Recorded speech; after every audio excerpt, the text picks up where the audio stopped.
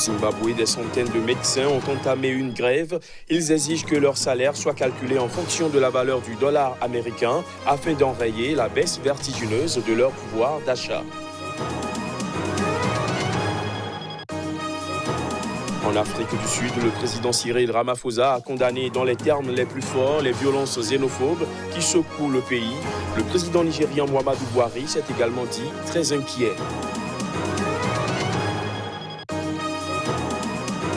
Et puis en Tunisie, la campagne électorale a officiellement démarré depuis lundi et c'est depuis la prison que Nabil Karoui, considéré comme l'un des favoris de la prochaine présidentielle, a lancé la sienne.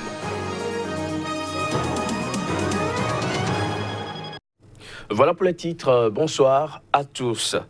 Au Zimbabwe, des centaines de médecins du secteur hospitalier ont entamé ce mardi une grève. Ils exigent que leur salaire soit désormais calculé en fonction de la valeur du dollar américain afin d'enrayer la baisse vertigineuse de leur pouvoir d'achat. Des précisions à travers ces images. Des centaines de médecins du secteur hospitalier zimbabwéen ont entamé ce mardi un nouveau mouvement de débrayage. Ils exigent que le salaire soit calculé en fonction de la valeur du dollar américain afin d'enrayer la baisse vertigineuse de leur pouvoir d'achat.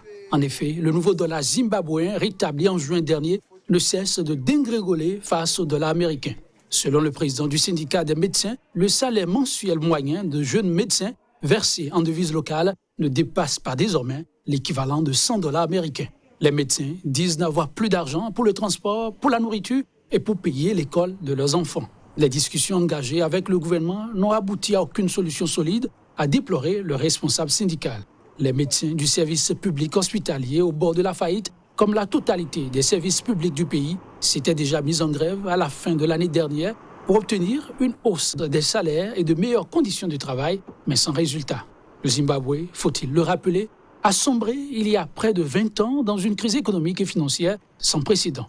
Les efforts du président Emmerson Mnangagwa au pouvoir depuis novembre 2018 pour trouver des solutions tardent pour l'instant à produire des fruits.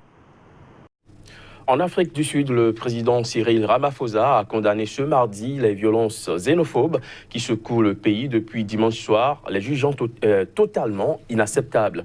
De son côté, le président nigérien Muhammadu Buhari, qui s'est également dit très inquiet de la vague de violences xénophobes en Afrique du Sud contre les immigrés africains, notamment nigérians, a annoncé l'envoi d'une délégation qui doit arriver à Pretoria au plus tard jeudi prochain. Les images. Cyril Ramaphosa a condamné et jugé totalement inacceptable sur son compte Twitter, dans les termes les plus forts, les violences xénophobes qui s'étendent depuis dimanche soir dans 4 provinces de l'Afrique du Sud. Annonçant une réunion ministérielle d'urgence, le chef de l'État sud-africain a demandé que cela cesse immédiatement. Le président nigérien Muhammadu Buhari, qui s'est également dit très inquiet de la vague de violences xénophobes en Afrique du Sud contre les immigrés africains, notamment nigérians, a annoncé à travers un communiqué de la présidence nigériane l'envoi d'une délégation qui doit arriver à Pretoria au plus tard jeudi. Le président a également demandé à un envoyé spécial de rencontrer le président Cyril Ramaphosa pour lui faire part de ses inquiétudes et discuter de la situation. Lundi, le gouvernement nigérian a menacé de prendre des mesures décisives contre l'Afrique du Sud pour répondre à la nouvelle vague de violences xénophobes à Johannesburg et Pretoria.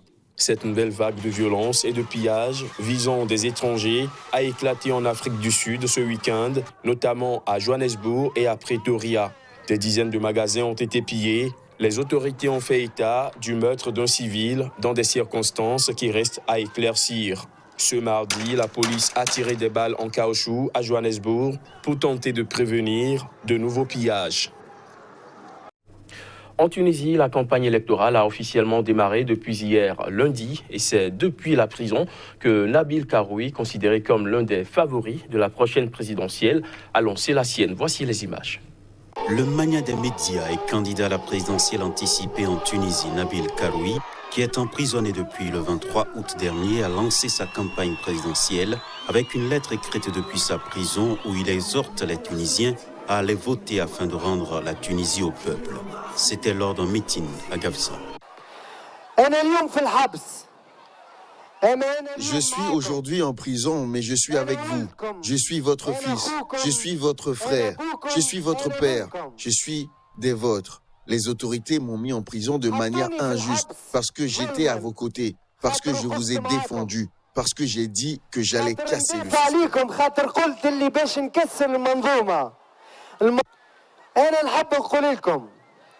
Je veux vous dire que mon moral est excellent comme d'habitude parce que je ne suis pas seul. J'ai ma famille Kal Tounès, ma grande famille. Surtout, je vous ai, vous le peuple, les Gafsiens et tous les Tunisiens.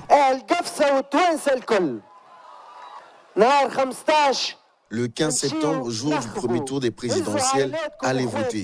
Amenez vos familles, vos frères et vos voisins. N'ayez pas peur.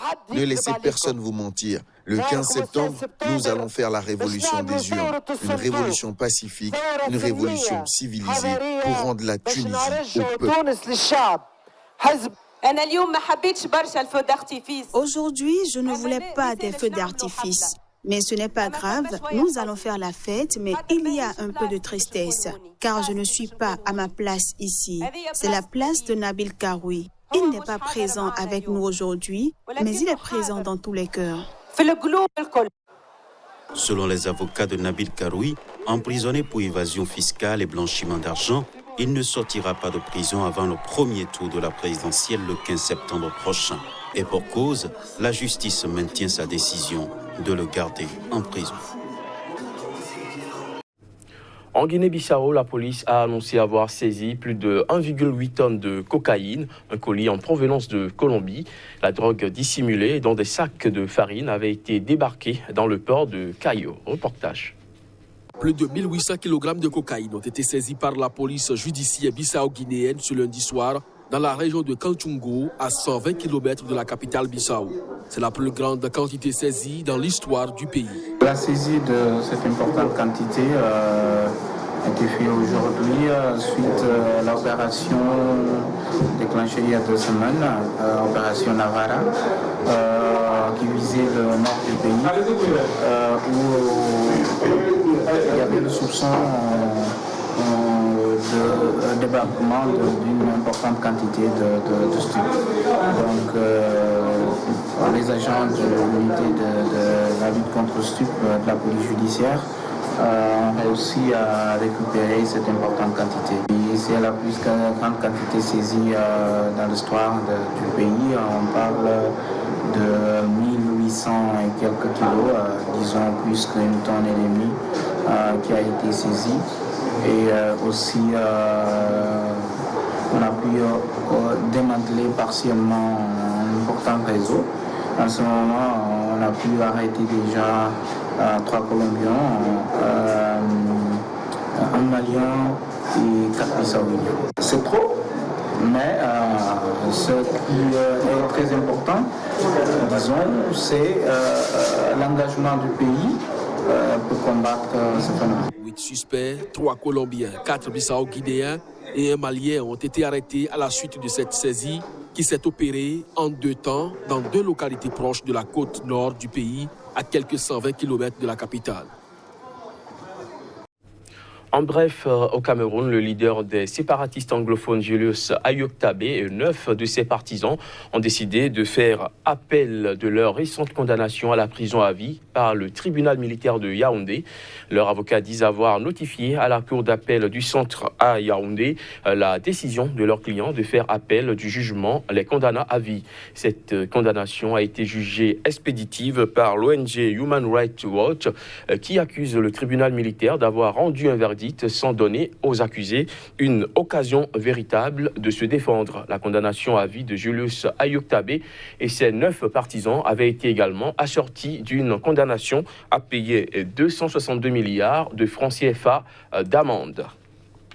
Restons au Cameroun où le gouverneur de la région du littoral, Dieudonné Samuel Diboua-Iva, a effectué une descente sur le terrain, une tournée durant laquelle il a fait le tour des établissements primaires, maternels et secondaires. Cette descente s'inscrit dans le cadre de la campagne intitulée Open School Now, qui vise à promouvoir l'école pour tous dans les régions du nord-ouest et du sud-ouest du pays, en proie à un conflit depuis plusieurs mois. Reportage Narcisse Oum. Le gouverneur de la région du littoral et son état-major sont allés dans quelques écoles et lycées de la ville de Douala à la rencontre des élèves déplacés internes des régions anglophones et s'assurer de l'effectivité de la rentrée scolaire 2019-2020. Tous les établissements sont pleins, n'est-ce pas, de tous nos compatriotes qui sont partis des zones en difficulté. Et nous avons instruit nos responsables d'établissement à leur faciliter la tâche. Ce qui fait que la symbiose a été constatée. On n'arrive pas à faire de discrimination entre ceux qui sont venus de ces régions et ceux qui ont été trouvés sur place. Samuel Ivaï Diboa en a profité pour faire des mises en garde à tous les élèves contre la consommation des drogues, souvent à l'origine des dérives en ce milieu. Tous ceux qui seraient surpris dans cette pratique se verraient simplement exclus. L'école publique de Ndokpassi et le lycée technique de Douala Koumassi ont constitué les deux dernières étapes de la tournée matinale du gouverneur de la région du littoral dans les établissements scolaires de la ville de Douala avec comme message central le vivre ensemble et la lutte contre la violence en milieu scolaire qui passe à coup sûr par l'éradication du phénomène de consommation des drogues par les élèves dans les établissements. Il a aussi invité les parents à prendre leurs responsabilités vis-à-vis de leur progéniture pour ne plus être surpris par les comportements que ces derniers affichent hors du cadre familial. Toujours au Cameroun, 170 enfants démunis et orphelins de la ville de Douala ont reçu à cette veille de rentrée scolaire des matériels didactiques qui vont les aider à préparer sereinement la nouvelle année scolaire 2019-2020. Narcisse Oum, notre correspondant au Cameroun, pour le compte rendu de la cérémonie de remise. Près de 170 élèves démunis orphelins de la commune de Douala 5e ont reçu ce dimanche 1er septembre de la part de l'ONG L'Audio un kit scolaire composé de cahiers, stylos, ardoises, gommes et livres. Du matériel didactique qui certainement va aider les bénéficiaires à préparer sereinement la nouvelle rentrée scolaire 2019-2020. Pour le partage des supports à l'université, nous avons besoin des rames de papier. Ceci pourra m'aider afin de pouvoir terminer mon année scolaire. Je suis contente d'avoir eu cette prime. Cette année scolaire, ça va m'aider pour l'école. Pour Martine L'Audio, mécène de cet événement. Je suis d'abord un enfant démuni. Mon papa a été décédé pour la guerre. Nous sommes des enfants de martyrs. Donc j'imagine comment ma maman, la veuve, Makam Marie, a beaucoup souffert pour nous. Et je vois comment d'autres mamans sont en train de souffrir pour les enfants. J'ai initié ça. Ça fait déjà plus de 11 ans que je fais ça. Une initiative encouragée par le chef de quartier d'Oyak 2. C'est bien de voir ce genre de gestes parce que ça édifie, ça initie aussi certaines personnes. Ça prouve que jusqu'à aujourd'hui, nous avons des âmes de bonne volonté qui peuvent aussi penser aux enfants démunis, qui peuvent penser aux orphelins. Des gestes qui visent à exhorter les autorités à divers niveaux, ainsi que les hommes et femmes de bonne volonté, à offrir les mêmes chances de scolarisation aux enfants qui n'ont plus leurs géniteurs en vie, ou ceux dont les parents vivent en dessous du seuil de pauvreté. Fin de ce JT, merci de l'avoir suivi.